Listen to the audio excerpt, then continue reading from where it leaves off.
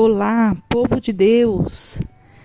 Nesse dia 8 de junho de 2023, vamos dar continuidade ao livro de 1 Crônicas, capítulo 23, do versículo 1 ao 32, que está escrito assim na palavra de Deus. E quanto aos filhos de Arão, estas foram as suas divisões. Os filhos de Arão foram Nadab, Abiú, Eleazar e Itamar. E morreram Nadab e Abiú antes de seu pai, e não tiveram filhos. E Eleazar e Itamar administravam o sacerdócio. E Davi os repartiu, como também a Zadoque, dos filhos de Eleazar, e a Aimeleque, dos filhos de Itamar, segundo o seu ofício no seu ministério. E achou-se que eram muitos mais os filhos de Eleazar entre os chefes de famílias do que os filhos de Itamar. Quando os repartiram dos filhos de Eleazar, 16 chefes das casas dos pais dos filhos de Itamar, segundo as casas de seus pais, 8.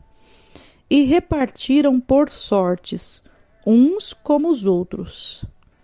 Porque houve maiorais do santuário e maiorais da casa de Deus, assim dentre os filhos de Eleazar, como dentre os filhos de Itamar. E os registrou Semaías, filho de Natanael, o escrivão, dentre os levitas perante o rei, e os príncipes de Zadoque, o sacerdote, e Aimeleque, filho de Abiatar, e os chefes dos pais entre os sacerdotes e entre os levitas. Uma dentre as casas dos pais se tomou para Eleazar, e se tomou outra para Itamar. E saiu a primeira sorte a Jeoiaribe, e a segunda a Jedaías, a terceira a Harim, a quarta a Seorim, a quinta a Malquias, a sexta a Miamim, a sétima a Racós, a oitava a Abias, a nona a Jesua, a décima a Secanias, a undécima a Eliasibe, a duodécima a Jaquim, a 13ª a Rupá, a 14ª a Jezebeade, a 15ª a Bilga, a 16ª a Imer, a 17ª a Rezir, a 18ª a Rapizés, a 19ª a Petaías, a 20ª Jeesquel, a 21ª a Jaquim, a 22ª a Gamul, a 23ª a Delaías, a 24ª a Másias. O ofício desses no seu ministério era entrar na casa do Senhor, segundo lhes for ordenado por Arão, seu pai, como o Senhor Deus de Israel lhe tinha ordenado. E do resto dos filhos de Levi, dos filhos de Anrão, Subael, dos filhos de Subael, Gedias, dos filhos de Reabias, Isias era o chefe. Dos Isaritas, Selomite, dos filhos de Selomite, Jaate, dos filhos de Hebron, Gerias, o primeiro, Amarias, o segundo, Jaaziel, o terceiro, Jecameão, o quarto, dos filhos de Uziel, Mica, dos filhos de Mica, Samir, o irmão de Mica, Isias, dos filhos de Isias, Zacarias, dos filhos de Merari, Mali e Muzi, dos filhos de Jaazias, Beno, dos filhos de Merari, da parte de Jaazias, Beno, e Soão, Isaccur e Ibre, de Mali, Eleazar, este não teve filhos. Dos filhos de Quis, Jarameel, dos filhos de Muzi, Mali e Éder e Jerimote, estes foram os filhos dos levitas, segundo as suas casas paternas. E o chefe da casa dos pais, e bem assim como um de seus irmãos menores, lançaram sortes, igualmente como seus irmãos. Os filhos de Arão perante o rei Davi, Zadok e Aimeleque, e os chefes dos pais entre os sacerdotes e entre os levitas. Louvado e engrandecido é o nome do Senhor. Então nós podemos ver aqui que entre os filhos de Arão, as suas divisões e os filhos de Arão, né, foi Nadab, Abiú, Eleazar e Itamar. Aí a Bíblia diz que Nadab e Abiú morre antes de seu pai. E aí eles não tiveram filhos, ou seja, não continuou a geração de Nadab e Abiú. E aí, entre Eleazar e Itamar, que administravam o sacerdote, a Bíblia diz que Davi os repartiu, como também a Zadok, e dos filhos de Eleazar, Aimeleque, dos filhos de Itamar, segundo o seu ofício no seu ministério. E aí Davi, né, acha que é muitos mais os filhos de Eleazar, entre os chefes de família, do que os filhos de Itamar. E aí, quando houve essa repartição, eles repartiram por sortes, uns com os outros. Por quê? Porque naquela situação, a Bíblia diz assim que houve maiorais do santuário e maiorais da casa de Deus. Ou seja, numa situação de repartição, nós podemos ver que sempre é assim. Até mesmo dentro da igreja, muitas vezes, quando a gente vai fazer uma divisão de cargos, por exemplo. Geralmente, se a gente chegar em alguém e falar assim, ô fulano, você, a partir de hoje, você vai ser obreiro, você vai ser cooperador. Ô fulano, você vai ficar com a limpeza da igreja. Ou você vai ficar com tal função. O que a pessoa pensa? Aquele que a gente colocou, de repente, como alguém que vai ficar com a limpeza da igreja, é um exemplo que eu apenas estou dando.